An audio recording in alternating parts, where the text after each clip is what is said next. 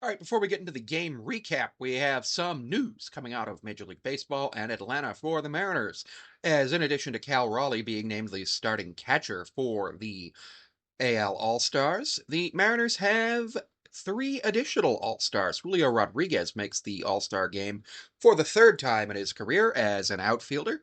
Andres Munoz makes the All-Star game for the second time in his career as a relief pitcher, and for the first time in his career, Bryan Woo makes the All-Star game. Now, a lot of people in the Mariners subreddit are talking about how Julio's having a down season, and yes, for Julio standards, I would say that Julio's season is not great, but he leads the team in hits, and he's got the either, depending on which site you use, either the second most or tied for the most wins above replacement. Bryan Woo has been an ace for the Mariners rotation, going 6 innings in each of his starts, the only pitcher in Major League Baseball to have done that. And Munoz went 18 straight games or appearances without allowing an earned run. Matt Brash would later break that Mariners record by going 19 straight games of an appearance without allowing an earned run. However, because Munoz is the guy we have with more saves, he gets the opportunity to actually go to the All-Star game. I'm really happy about that. I think the Mariners deserved 4 All-Stars. Obviously, I think most teams deserve at least one. That's the Major League Baseball rule, but there are some teams that deserve more. And with the way the Mariners have been playing, with Cal leading the league in home runs, Julio having a decent season, and then Wu and Munoz being guys who I could trust, the only thing that I would have said is maybe JP, who is basically like third in the majors on base percentage, should have made it, but the problem is he is in a very stacked field at shortstop. So, very happy for them. We'll get into the game recap in just a moment. Paul Skenes didn't allow an earned run today, I don't think. No, I don't think he did. No, he didn't allow an earned run today, and he took a no decision. He struck out two. Miodzinski gave up a 1-run home run to Randy Arozarena, his sixth this week. Gave it up 2 hits, 1 run, 1 earned run, struck out 3. Mariners struck out 13 times while striking out the Pirates 13 times. George Kirby, 6 1/3, 4 hits, nothing. 9 strikeouts. Vargas came in for a hold, gave up a hit. Spire got 3 strikeouts, and Mooney got 1. So that was really nice. I'm really not going to hold anybody's stat line against them. What I am going to hold against people is the fact that there was a play at the plate collision review in the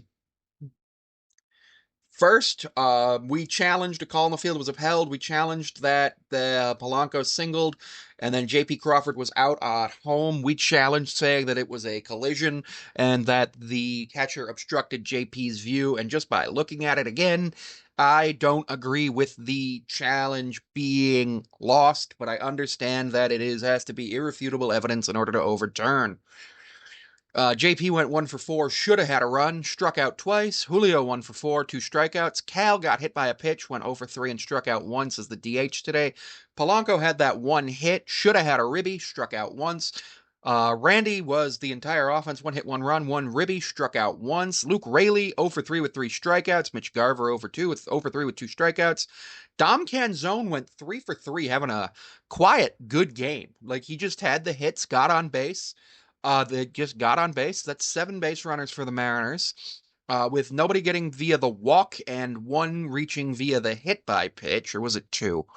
Um, yeah, one reaching the hit by pitch. So that's 8 base runners for the Mariners and 5 base runners for the Pirates. That's a total of 13 base runners. So interestingly, 13 base runners, 13 strikeouts for each team. It was Paul Skenes versus George Kirby at their best. George Kirby, unfortunately, was not named to the All-Star game. Was Skenes?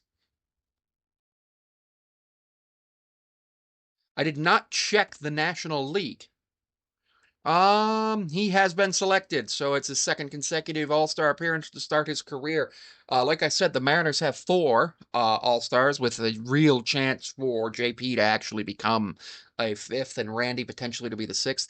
I'm not holding any batters stat line against them today because the Mariners played the best young pitcher in Major League Baseball in Paul Skenes, and we threw out the best pitcher in our rotation, not named the best two pitchers in our rotation over the last 2 days, and we won 1-0 both times.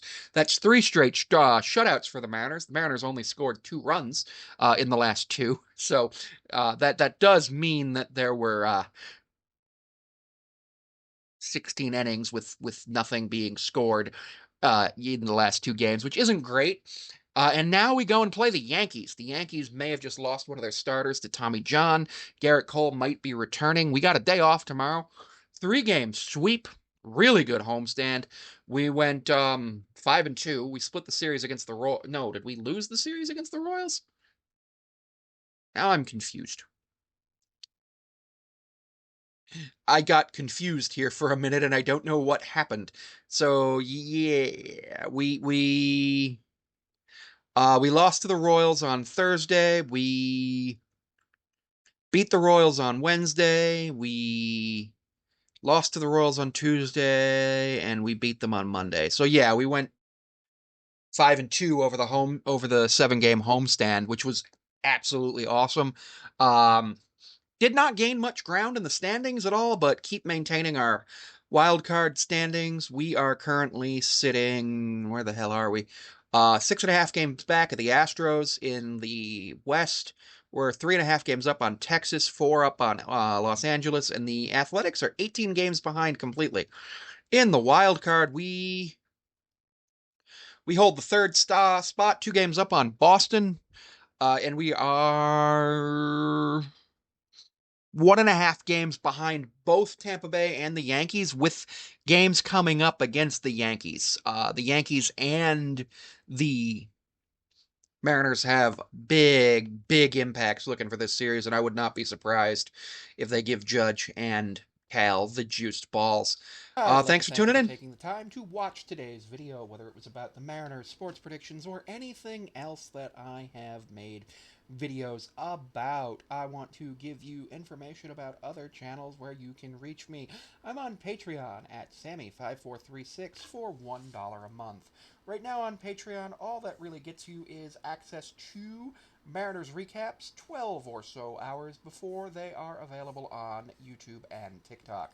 I'm also available on Instagram at Sammy54362 and at SamanthaP54361. That second one is a business account. I can be found on Cameo at Sammy5436. That is an account that I think you should definitely follow because right now cameos are $7 and they will be there for the foreseeable future because I right now understand that the economy is in a bit of a downturn. So if you want to support, I do appreciate that. You can also find me on TikTok at Sammy5436. I do also have 3 other YouTube channels that are linked to this channel. All of this information can be found linked in the video descriptions of every one of my videos for the most part, other than shorts. And for business inquiries, you can email me at samanthapond54361 at outlook.com. I do want to advise you that for business inquiries, they do need to be professional, and as they come through to me, I will respond to them as I see fit. Anything that you have that is business related sent to that email will be reviewed and looked at by me. I generally take a look at my emails twice a week from that email account, though there are times where it is more frequent and times where it is less frequent. I also have premium content on a battle pass that's $4.99 a month. No, $5.99 a month, and you can find that you know where with the username Sammy5436. I'm also planning on potentially doing some live streaming at Sammy5436 on YouTube, on Twitch, on some other live streaming platforms, because I think that would be a great way for me to grow. Thank you for tuning in.